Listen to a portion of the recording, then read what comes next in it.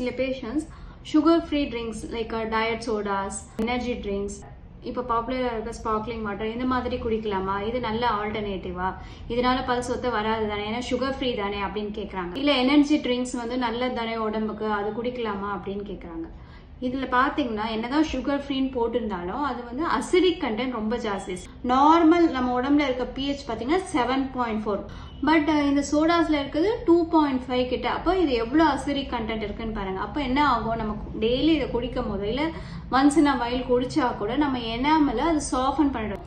Oral microbiome, அதாவது நம்ம oral கேவிட்டியில் இருக்க நல்ல பாக்டீரியாவும் இந்த அசிடிக் கண்டென்ட்னால அது கில் பண்ணிடும். ஸோ அப்போ என்ன ஆகும், பேட் பாக்டீரியா நிறைய வளர்ந்து நிறைய டீகேஸ் வரும். கட் பாக்டீரியா மாதிரி வாயில இருக்க இந்த மில்லியன்ஸ் ஆஃப் பாக்டீரியாவில் சேஞ்ச் நடக்கிறதுனால நம்ம ஜென்ரல் ஓவரால் ஹெல்த்தும் அஃபெக்ட் ஆகுது. என்னதான் இது சுகர் ஃப்ரீன்னு போட்டிருந்தாலும் இந்த மாதிரி ட்ரிங்க்ஸ் அவாய்ட் பண்ணணும். அப்போ என்னதான் குடிக்கலாம் அப்படின்னு நீங்கள் கேட்டிங்கன்னா கோகோனட் வாட்டர் குடிக்கலாம், இல்லை டெண்டர் கோகோனட் வாட்டர் குடிக்கலாம், fresh fruit juices without added sugars R artificial sweetness குடிக்கலாம்.